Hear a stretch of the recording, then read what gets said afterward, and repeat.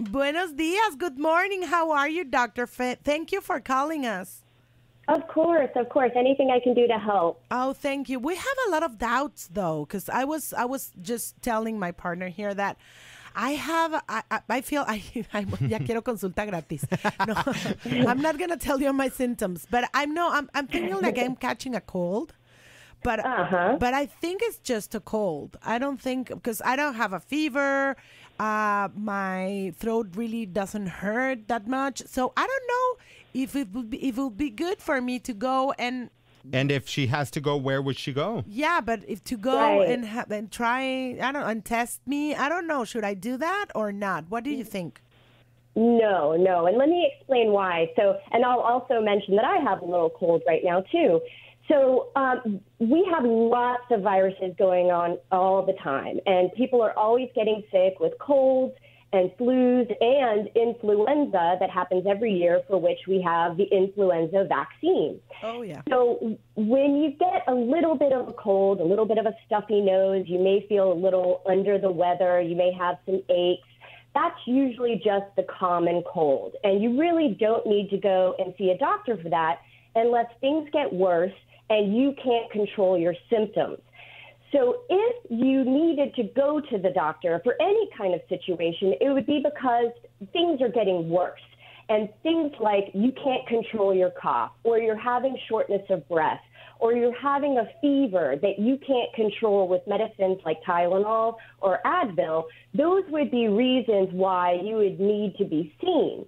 Now, in this situation, because we're talking about the new coronavirus and we're really trying to practice social distancing and making sure that especially our healthcare workers are as prepared as possible and taking care of only the people they need to take care of, the best thing for you to do would be to call your doctor's office first and ask them what to do based on the symptoms you have and how long you've had them.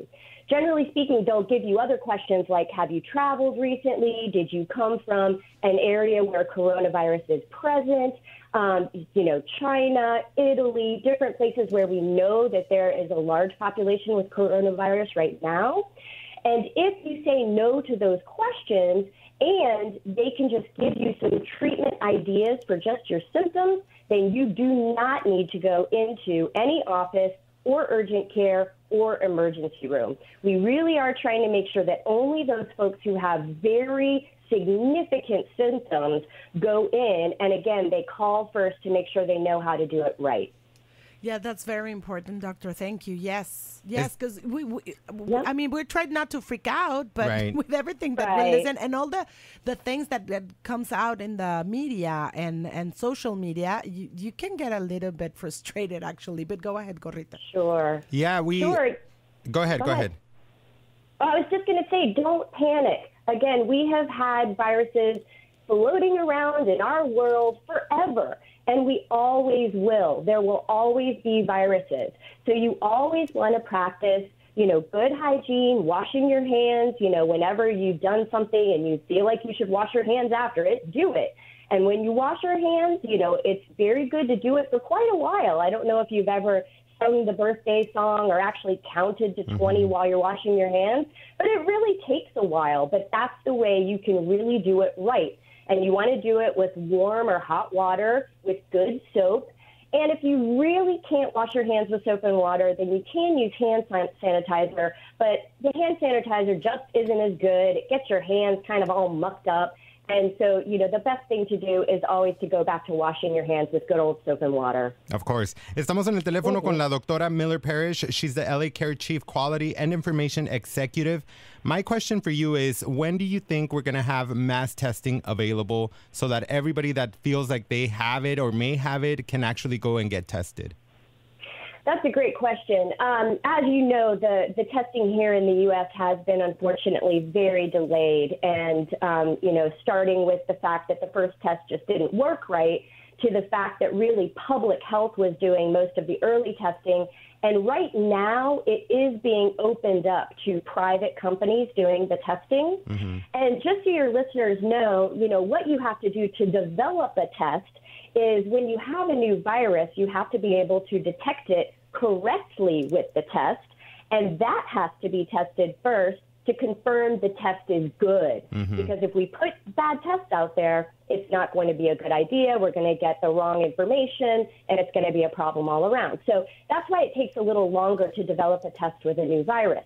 Now, the fact that the private companies have now been able to start testing, we will get to wider testing available, and that's happening right now.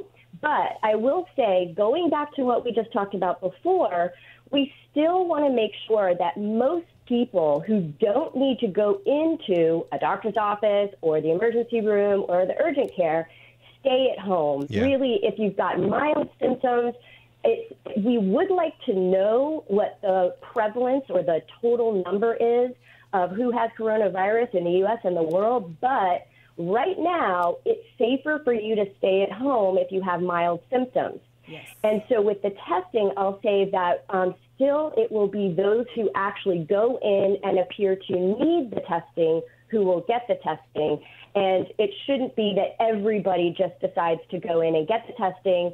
And I'll say with one caveat, unless the Centers for Disease Control or governmental entities, whoever decides that we're going to start wider testing, if they say that we're going to open it out and we want everybody to go and do it, then just listen to, again, Public Health, LA County Department of Public Health, or CDC, Centers for Disease Control. Do not listen to anyone else on social media or, any other things. Really stick with those knowledgeable organizations like CDC and Public Health to tell you what to do. And so if we do try to get to that wider testing to find out what the true numbers are, then maybe everybody will get to it, but not right now. For right now, stay at home if you can.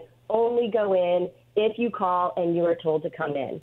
You are the best, doctor. Thank you so much for helping us and for sending this message that I think is super important for everybody. Thank you so, so much, doctor. Thank you. Of course. Well, take care. And to tell your listeners, again, don't panic. Take care of yourself. Get your sleep. Eat well. Drink plenty of fluid. And be good to each other, because this is also a time where people can get very scared, very nervous, much anxiety. Take care of each other. Be happy. Listen to the music on your station. Get up and dance. And I think that's the way we can all get through this. Yay! Thank you, Dr. Miller-Parrish. Thank you so much. You are the best. Me encantó hablar con esta doctora, fíjate. En resumen, no entren en pánico, no se asusten, no estén leyendo noticias en las redes sociales. Sí, o sea, váyanse al CDC, a la página de CDC, donde tienen toda la información y es la información correcta. Exacto. Y si tienen alguna duda, la primera persona que tienen que contactar es su doctor. Sí.